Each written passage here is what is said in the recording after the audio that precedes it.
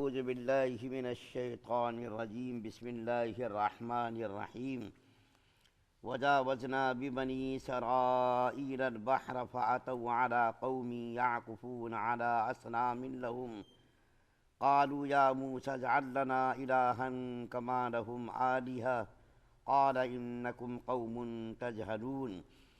إن هؤلاء متبر ما هم فيه وباطل ما كانوا يعملون قال أغير الله أبغيكم إلها وهو فضلكم على العالمين وإذ أنجيناكم من آل فرعون يسومونكم سوء العذاب يقتلون أبناءكم ويستحيون نساءكم وفي ذلكم بلاء من ربكم عظيم۔ اور ہم نے بنی اسرائیل سے سمندر پار کروایا تو وہ کچھ لوگوں کے پاس سے گزرے جو اپنے بتوں سے لگے بیٹھے تھے۔ بنی اسرائیل کہنے لگے اے موسیٰ علیہ السلام ہمارے لیے بھی کوئی ایسا ہی دیوتا بنا دو جیسے ان لوگوں کے دیوتا ہیں۔ موسیٰ علیہ السلام نے کہا تم ایسے عجیب لوگ ہو جو جہالت کی باتیں کرتے ہو۔ ارے یہ لوگ تو وہ ہیں کہ جس دھندے میں لگے ہوئے ہیں سب برباد ہونے والا ہے، اور جو کچھ کرتے آ رہے ہیں سب باطل ہے۔ کہا کہ کیا تمہارے لیے اللہ تعالیٰ کے سوا کوئی اور معبود ڈھونڈ کر لاؤں، حالانکہ اسی نے تمہیں دنیا جہان کے سارے لوگوں پر فضیلت بخشی۔ اور اللہ تعالیٰ فرماتا ہے کہ یاد کرو کہ ہم نے تمہیں فرعون کے لوگوں سے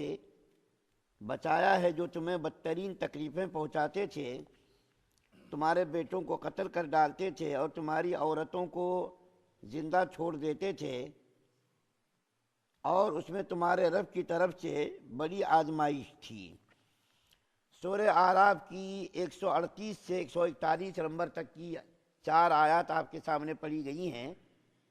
اس سے پہلے موسیٰ علیہ السلام کے بہت سارے معجزات کا ذکر تھا اور فرعون پر آنے والے عذابات کا ذکر تھا، جس کے بدلے میں اللہ تعالیٰ نے فرعون کو اور اس کی پوری قوم کو سمندر کے اندر غرق کر دیا، اور اللہ تعالیٰ نے بنی اسرائیل کو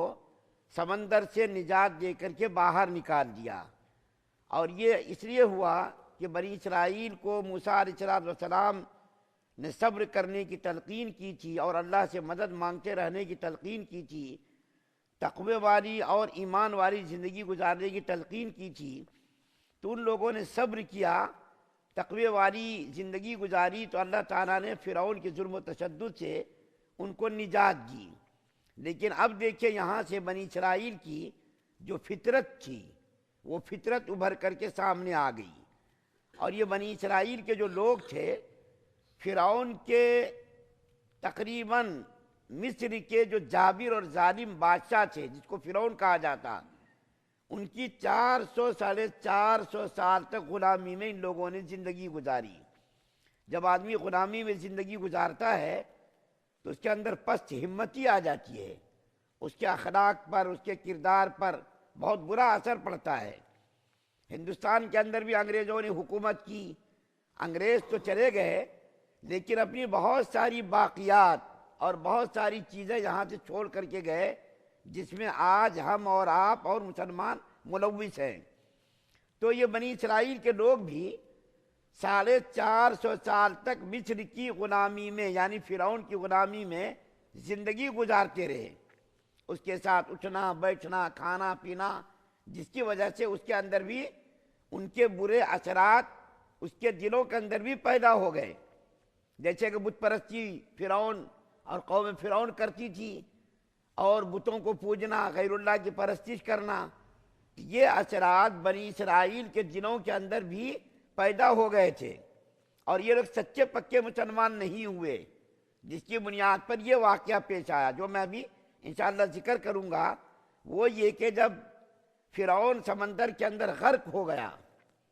تو سب سے پہلے تو بنی اسرائیل کے لوگ کہنے لگے اے موسیٰ علیہ السلام فرعون غرق ہوا یا نہیں ہوا، ہم لوگوں کو تو یقین نہیں ہے، یہ بات آیت میں نہیں ہے، لیکن میں ضمنی بات بتا رہا ہوں کہ بنی اسرائیل کہنے لگے موسیٰ علیہ السلام فرعون کی لاش ہم لوگوں کو دکھاؤ تو ہم کو یقین آئے۔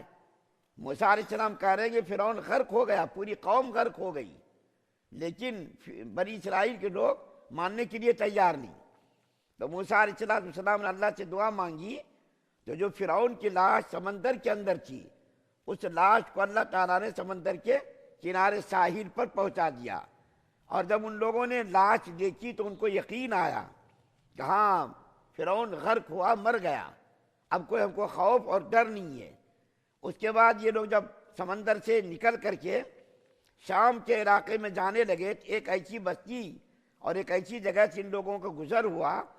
کہ جو وہاں کے لوگ بت پرستی کے اندر مبتلا تھے، گائے کی پوجا کر رہے تھے، گائے کی تصویر بنا رکھی تھی۔ وہیں سے گائے کی تصویر کی پوجا کا سلسلہ شروع ہوا ہے۔ مفسرین نے لکھا ہے کہ وہیں سے گائے کی تصویروں کی پوجنے کی جو رسم چلی ہے، آج تک وہ رسم چلی آ رہی ہے۔ تو جو بہت سارے لوگ تھے، ان لوگوں نے گائے کی تصویر بنا رکھی تھی اور اس کی پوجا کر رہے تھے۔ تو بنی اسرائیل کے لوگوں نے دیکھا تو کیا کہنے، قالوا یا موسیٰ اجعل لنا الہا کما لہم آلیہ، اے موسیٰ علیہ السلام، ان لوگوں نے جو گائے کی تصویر بنا رکھی ہے، ہمارے لیے بھی ایسی ہی تصویر اور ایسے ہی بت بنا دو۔ دیکھیے کیسی جرأت کا سوال ہے، اور کم بختوں کی دیکھیے بدبختی، دیکھیے نبی موجود ہیں اور فرعون کے جرم و تشدد سے موسیٰ علیہ السلام کی دعاؤں سے ان کو نجات ملی ہے، لیکن نجات ملتے ہی اور تھوڑے سے عیش و آرام کے سامان فراہم ہوتے ہی اپنی فطرت پہ یہ لوگ آ گئے اور کیا کہنے لگے، اے موسیٰ علیہ السلام ہمارے لیے بھی اسی قسم کے بت بنا دو، گائے کی تصویر بنا دو تاکہ ہم اس کی پوجا کریں۔ اللہ تعالیٰ ہے، ان کا مقصد کیا ہے، اللہ کی ذات موجود ہے لیکن ہم اس کو دیکھتے تو نہیں، لیکن اگر ہمارے سامنے ایسے بت ہو جائے تو ہم اور عبادت کریں گے تو اللہ کی عبادت، لیکن یہ بت سامنے رہیں گے تو ہم کو ذرا اطمینان ہوگا۔ اس قسم کے سوالات کرنے پر موسیٰ علیہ السلام بھڑک گئے، اور کون آدمی نہیں بھڑکے گا؟ اگر ہماری اولاد اس قسم کا سوال کرنے لگے کہ ابا ہمارے لیے بھی ایک بت لا کر کے گھر میں دو، تو بتائیے باپ کو غصہ آئے گا نہیں آئے گا کہ تو مسلمان گھر میں پیدا ہوا ہے اور اس قسم کے سوالات کر رہا؟ تو باپ کو بھی غصہ آئے گا۔ چہ جائے کہ ایک نبی یہ برحق اور جلیل القدر نبی اور بڑے مقام اور بڑے مرتبے کے نبی، اور اس کے سامنے اس کی قوم کہہ رہی ہے اے موسیٰ ہمارے لیے بھی بت بنا دو جیسا ان لوگوں نے بت بنا رکھے ہیں۔ تو موسیٰ علیہ السلام نے غصے میں کہا کہ تم بڑے لوگ ہو، غصے میں کہا کہ تم لوگ بالکل جاہل لوگ ہو، اور آگے کہا کہ یہ لوگ جن بتوں کی پوجا کر رہے ہیں اور جن چیزوں کی یہ لوگ پرستش کر رہے ہیں، یہ پرستش اور یہ پوجا تو کام آنے ہی والی نہیں ہے، یہ جو عبادت کر رہے ہیں یہ تو سب ختم ہونے والی، دنیا کی چیز ان لوگوں کے ساتھ دنیا تک یہ سب ساری چیزیں ختم ہو جائیں گی، اور شرک کرنا، کفر کرنا یہ تو اللہ کو نہایت ہی ناپسندیدہ ہے، اور تم لوگ اس قسم کا سوال کر رہے ہو۔ اور اس کے بعد جو آخری آیت ہے، اس آخری آیت میں موسیٰ علیہ السلام نے بنی اسرائیل کو پرانی نعمتیں یاد دلائیں، بنی اسرائیل کو جو پرانی نعمتیں اللہ نے ان کے اوپر نازل کی تھی، ان نعمتوں کو یاد دلایا کہ کمبخت لوگ تم کیسے لوگ ہو، جاہل قسم کے لوگ ہو۔ کبھی ابھی تھوڑے دنوں پہلے فرعون کے جرم و تشدد سے اللہ نے تم کو نجات دی، وہ فرعون جو تمہارے بچوں کو قتل کرتا تھا، وہ فرعون جو تمہاری اولاد کو قتل کرواتا تھا اور تمہاری لڑکیوں کو زندہ رکھتا تھا تاکہ ان کو اپنے گھروں کے چھوٹے موٹے گرے پڑے کام کروائے، کیا یہ اللہ کی معمولی نعمت تھی؟ اور کیسے کیسے جرم سے اللہ نے تم کو نجات دی